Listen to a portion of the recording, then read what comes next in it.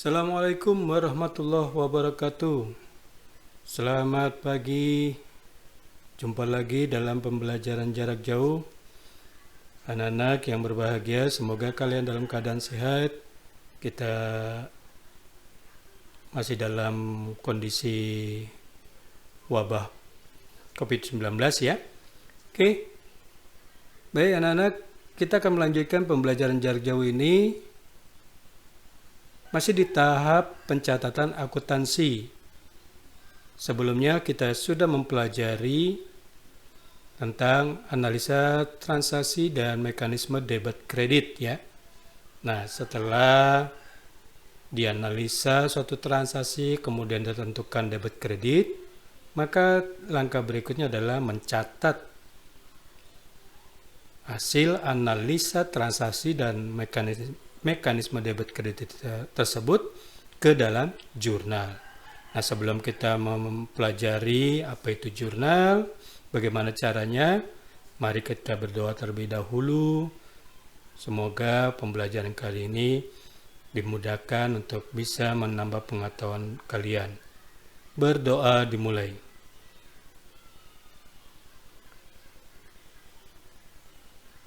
Selesai? Oke anak-anak, kita mulai tentang jurnal. Nah, jurnal ini berasal dari bahasa asing, yaitu bahasa Perancis, yaitu jurnal, yang artinya buku harian. Mungkin kalian sudah paham ya tentang jurnal itu, ya memang umum diartikan sebagai catatan harian. Nah, jurnal ini adalah alat yang digunakan untuk mencatat transaksi perusahaan yang dilakukan secara kronologis dengan menunjukkan akun yang harus didebet dan dikredit beserta jumlahnya masing-masing. Oke.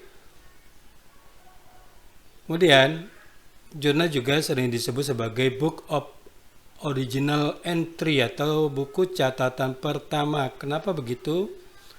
Karena setiap transaksi yang terjadi dalam perusahaan itu harus dicatat dahulu dalam jurnal sebelum nanti diposting ke buku besar ya.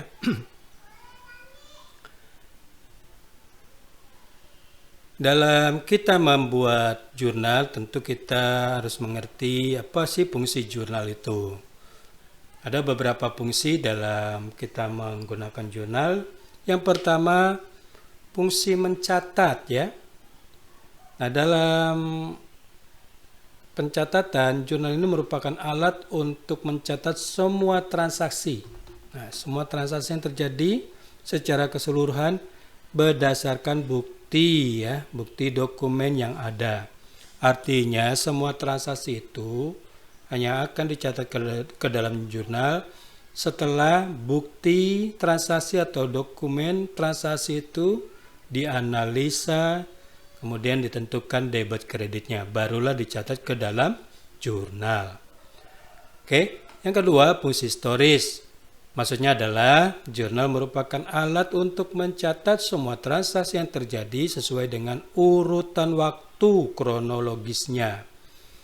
Nah, di sini maksudnya adalah bahwa mencatat transaksi yang telah dianalisa dan ditentukan debit kreditnya itu dicatat ke dalam jurnal itu berdasarkan urutan waktu, tanggalnya diurut ya, tidak semaunya.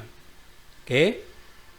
Fungsi yang ketiga, fungsi analisis, di mana jurnal ini merupakan hasil analisis dari bukti-bukti ya transaksi sehingga jelas letak debit atau kreditnya dari akun yang akan dicatat beserta nilai transaksinya atau jumlahnya berapa ya.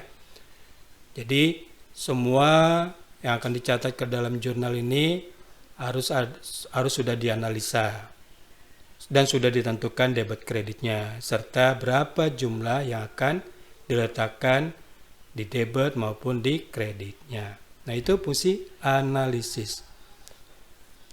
Yang berikutnya fungsi instruksi, bahwa dalam jurnal ini merupakan instruksi atau perintah untuk melakukan pemindah bukuan atau posting ke dalam buku besar. Nah, nanti ketika jurnal itu sudah disusun seluruhnya, paling tidak dalam 1 bulan, itu nanti kita akan posting atau kita pindah bukukan ke dalam jurnal. ke dalam buku besar ya. Yang berikutnya fungsi informatif. Yang ini jurnal memberi informasi mengenai transaksi yang terjadi sehingga kegiatan perusahaan terlihat jelas.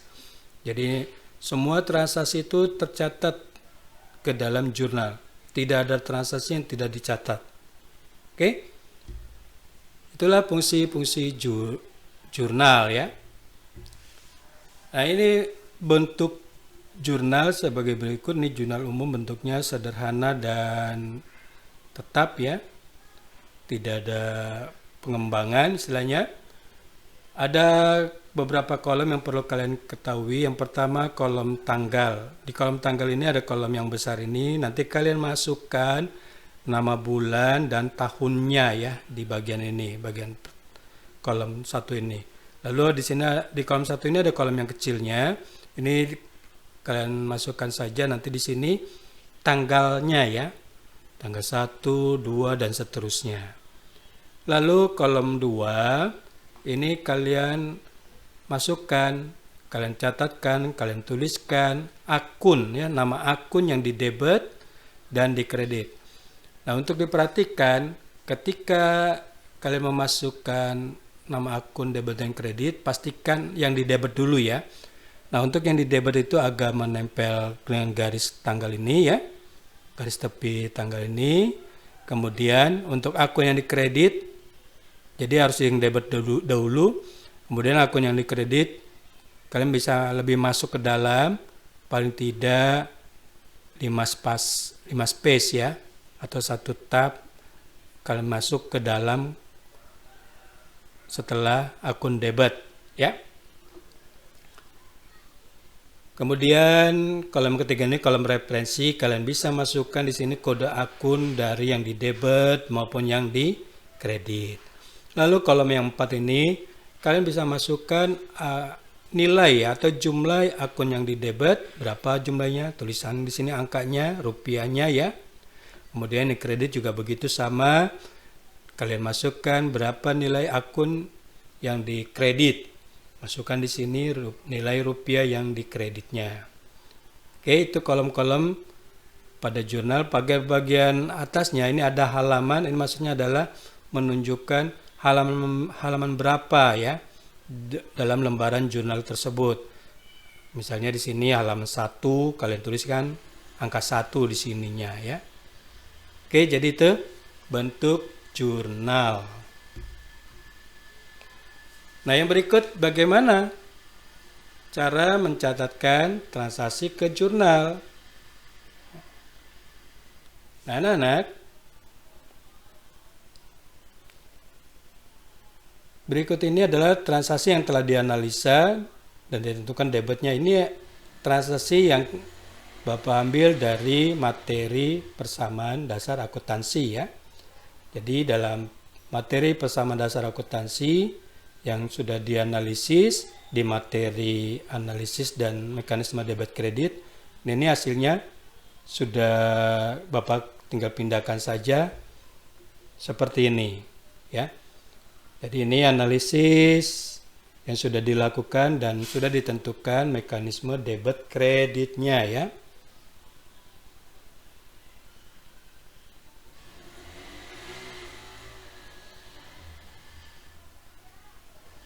Misalnya di sini tanggal 1 Januari analisanya kas bertambah 13 juta, modal bertambah 13 juta, maka mekanisme debit kreditnya kas di debit 13 juta, modal kredit 13 juta. Jadi seperti itu analisanya dan seterusnya.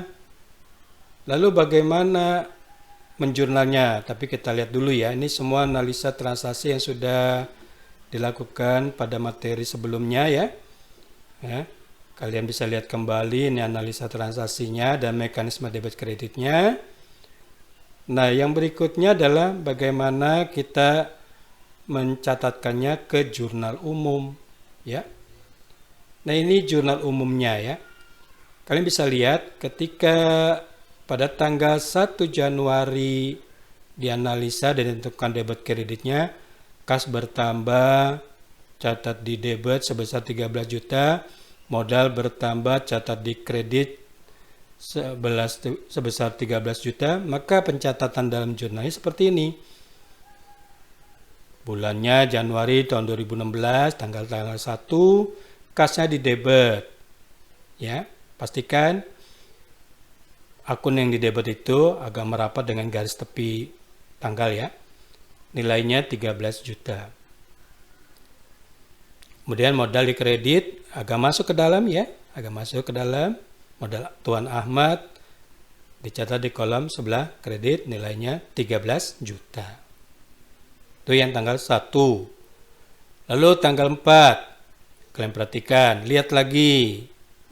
Ya, kalian bisa lihat lagi analisa transaksi seperti apa di sini.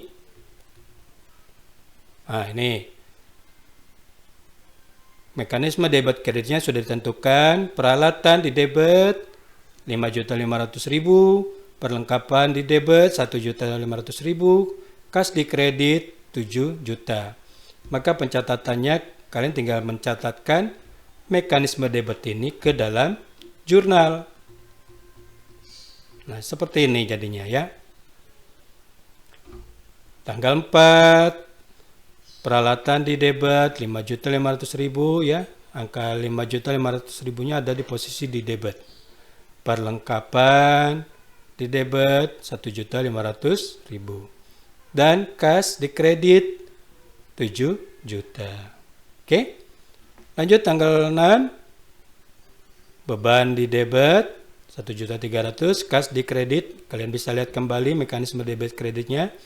Maka pencatatannya seperti ini. Tanggal 9, kas di debit 1.200.000, pendapatan jasa servis 1.200.000 di kredit. Tanggal 11, peralatan di debit 2 juta, kas di kredit 1 juta, utang usaha di kredit 1 juta. Lalu tanggal 13, piutang di debit, piutang usaha di debit, pendapatan jasa servis di kredit 3.500.000. Lalu yang berikutnya tanggal 16, utang usaha di debit 500.000, kasnya di kredit 500.000. Tanggal 19, pripe di debit 500.000, kemudian kasnya di kredit 500.000. Lalu tanggal 21, kasnya di debit 2.500.000, piutang usahanya di kredit 2.500.000. Lalu tanggal 24, beban iklan 500.000, kemudian kasnya di kredit 500.000. Tanggal 26, kasnya di debit 200.000, pendapatan komisinya 200.000 di kredit ya. Ini kurang ke bawah ya. Tanggal 29, beban gaji di debit 1 juta, kasnya di kredit 1 juta. Terakhir, tanggal 31, beban perlengkapan 1 juta, perlengkapan di kredit 1 juta. Oke, anak-anak, jadi itu cara pencatatan yang dilakukan ke dalam jurnal umum setelah dilakukan analisa transaksi dan menentukan debit kreditnya. Jadi ini kalau sudah ditentukan debit kreditnya itu udah mudah ya. Kalian tinggal pindahkan saja ke kolom-kolom dalam jurnal umum. Oke? Nah, apabila kalian kurang jelas, kalian bisa ulangi lagi video ini, pelajari lagi kembali, lihat kembali, latihan kembali transaksi-transaksi yang berbeda ya. Jangan transaksi ini terus, coba melatih dengan transaksi yang berbeda. Nah, itu pertemuan hari ini. Terima kasih atas perhatian kalian. Bapak Airi. Assalamualaikum warahmatullahi wabarakatuh.